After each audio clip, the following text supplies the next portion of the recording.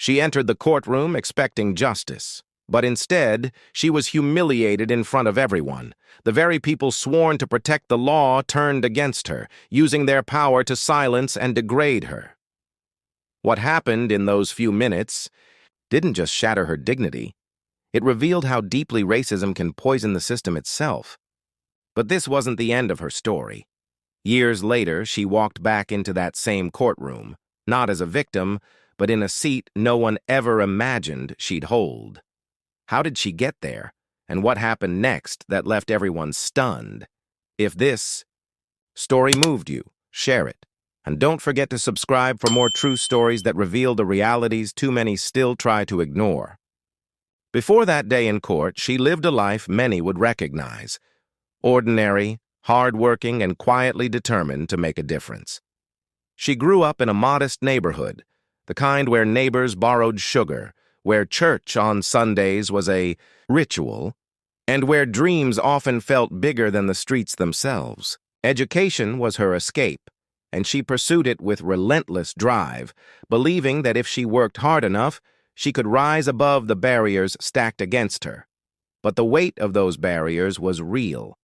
Being a black woman in America meant every achievement was questioned, every success measured against stereotypes she never asked for. Still, she carried herself with dignity, refusing to let prejudice define her path. Law fascinated her, not for power, but for justice. She believed in the courtroom as a place where truth mattered. She couldn't have known that one day, this very system she trusted would turn its back on her. That inside those walls, she would be forced to confront not just unfairness, but humiliation at the hands of those sworn to uphold the law. And in that moment, her world would shift forever. The courtroom was supposed to be her sanctuary, a place where truth could stand taller than prejudice. But the moment she walked in, she felt the weight of eyes on her. Not eyes of respect, but of suspicion.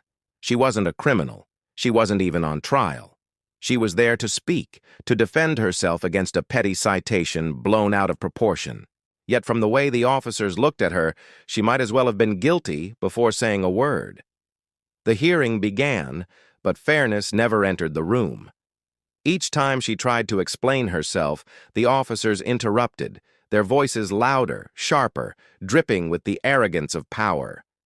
The judge looked on with cold indifference, allowing the mockery to unfold.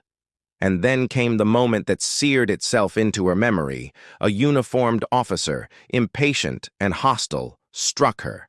Not with fists, but with the cruelest weapon of all, humiliation. He dismissed her voice, mocked her presence, and with a single gesture reduced her humanity to nothing. Gasps echoed, but no one intervened.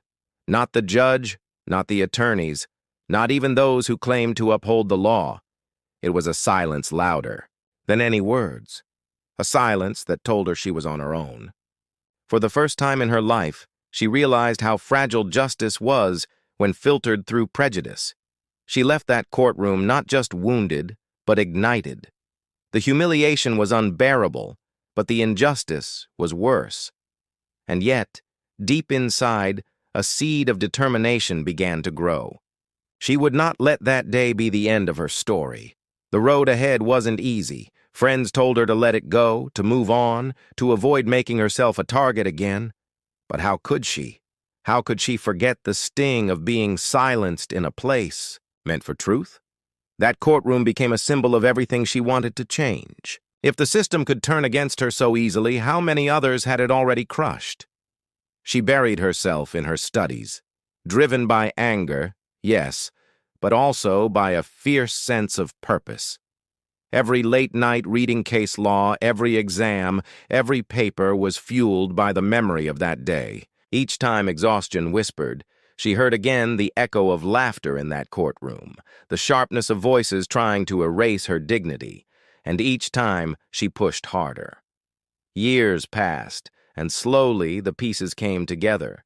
She graduated, passed her exams, and entered the very profession that once looked down on her. But she wasn't just chasing a career. She was climbing toward a seat of power, a place where the tables could finally turn.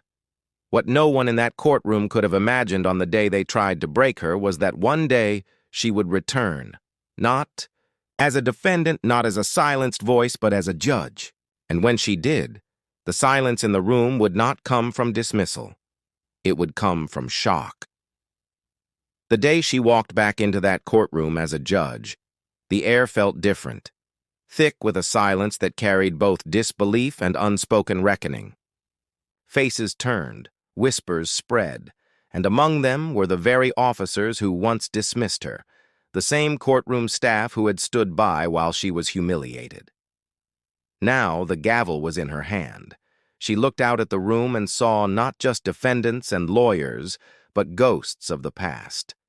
She remembered the sting of being silenced, the laughter that followed her humiliation, the coldness of authority that told her she didn't belong. But today, she belonged more than anyone else in that room. As she adjusted her robe and prepared to speak, a hush fell over the courtroom. The very institution that had once stripped her dignity now demanded her judgment. Every word she was about to deliver carried the weight of all those years, of pain, of struggle, of defiance. But in that moment, it wasn't just about her. It was about every person who had been silenced, every voice drowned out by prejudice, every dream shattered by a system built to exclude. Her story had become their story, and her presence on that bench was proof that even in the face of humiliation, the human spirit could rise. The courtroom waited, hanging on her silence. And then, her gavel struck. What she said next would not only define her legacy, but would change the way everyone in that room saw her forever. When the gavel struck, it wasn't just the sound of order in a courtroom. It was the sound of history turning on its axis. She spoke with calm authority, her voice steady, yet filled with the weight of years of pain and perseverance. For the first time, those who once mocked her were forced to listen. They couldn't laugh, they couldn't interrupt, they couldn't erase her presence. That moment wasn't just a personal victory. It was living proof that resilience could outlast hatred. Her journey from humiliation to authority became a story whispered in communities, shared in classrooms, and remembered by those who had ever doubted their own worth. She didn't just change her life. She shifted the meaning of what justice could look like when power was reclaimed by those it once sought to silence. But her story is more than inspiration.